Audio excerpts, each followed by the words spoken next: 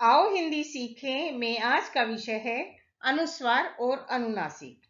मैंने अक्सर देखा है कि विद्यार्थी अनुस्वार और अनुनासिक के प्रयोग में गलती करते हैं। आज हम पहले यह जान लेते हैं कि अनुस्वार अनुनासिक होते क्या हैं और इनका प्रयोग कब किया जाता है, इनका उच्चारण स्थान क्या है। हिंदी भाषा के शुद्ध ज्ञान को प्राप्त करने के लिए आवश्यक है कि अनुस्वार व अनुनासिक का ज्ञान प्राप्त किया जाए। तो बच्चों, सबसे पहले हम बात करते हैं अनुस्वार की। अनुस्वार क्या होता है? अनु जमा स्वर अर्थात स्वर के बाद में आने वाला। अनुस्वार का प्रयोग शब्द के आरंभ में न आकर मध्य या अंत में होता है। यह नासिक्य व्यंजन है, यानी नाक से बोला जाने वाला व्यंजन।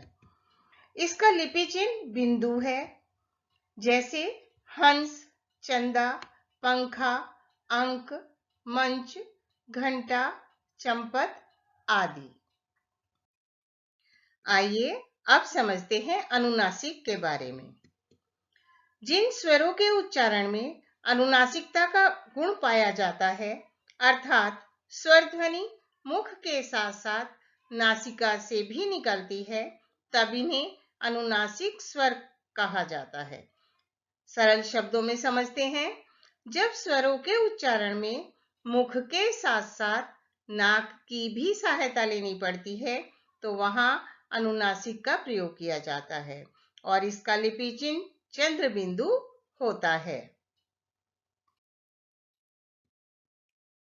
कभी कभी हम देखते हैं कि उच्चारण अनुनासिक की तरह हो रहा है, अर्थात बोलते समय नाक व मुंह दोनों का ही प्रयोग हो रहा है, पर लिखते समय शिरोरेखा पर केवल बिंदु का ही प्रयोग करते हैं। अब प्रश्न उठता है, ऐसा कब और क्यों होता है? तो आइए समझते हैं कि अनुनासिक के स्थान पर अनुस्वार का प्रयोग कब और क्यों किया जाता है। अनुनासिकता के लिए चंद्र बिंदु का प्रयोग होता है, किंतु जहां स्वर की मात्रा शिरोरेखा के ऊपर लगती है, वहां स्थान की कमी के कारण अनुस्वार का प्रयोग किया जाता है।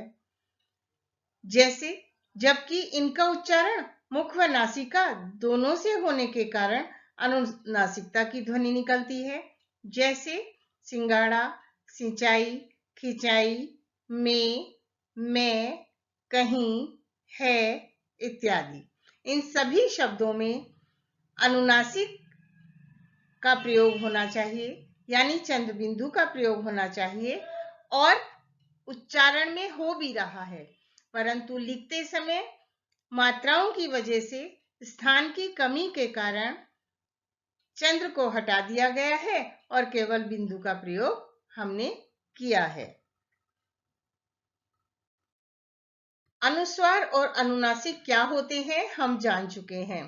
अब इसमें मूलभूत क्या अंतर होता है उसे भी समझ लेते हैं। अनुस्वार नासिक के व्यंजन है, अर्थात नाक से बोले जाने वाला व्यंजन है, और अनुनासिक नासिक के स्वर है, ये भी नाक से बोला जाता है, पर दोनों में क्या अंतर है? अनुस्वार व्यंजन है और अनुनासिक स्वर है। अनुस्वार का लिपि चिन्ह बिंदु है, जबकि अनुनासिक का लिपि चिन्ह चंद्र बिंदु है। अनुस्वार से पहले वाले वर्ण के ऊपर बिंदु लगाकर इसका प्रयोग किया जाता है, जैसे हंस। अनुस्वार के रूप में वर्ग के पंचम वर्ण का प्रयोग भी होता है, जैसे मंच। मंच में च वर्ग के पंचम वर्ण का प्रयोग हुआ है बिंदु के रूप में, और अंक में क वर्ग के पंचम वर्ण का प्रयोग हुआ है। यह मैं आपको एक अन्य वीडियो में समझाऊंगी। अनुनासिक ध्वनि का उच्चारण मुंह और नासिका दोनों से किया जाता है, यह आप समझ ही चुके होंगे। और यह ध्वनि यानी अनुनासिक की ध्वनि स्वरों का गुण होती है। अनुनासिक का चिन्ह उसी स्वर या उसकी मात्रा के ऊपर लगाया जाता है, जैसे हंस।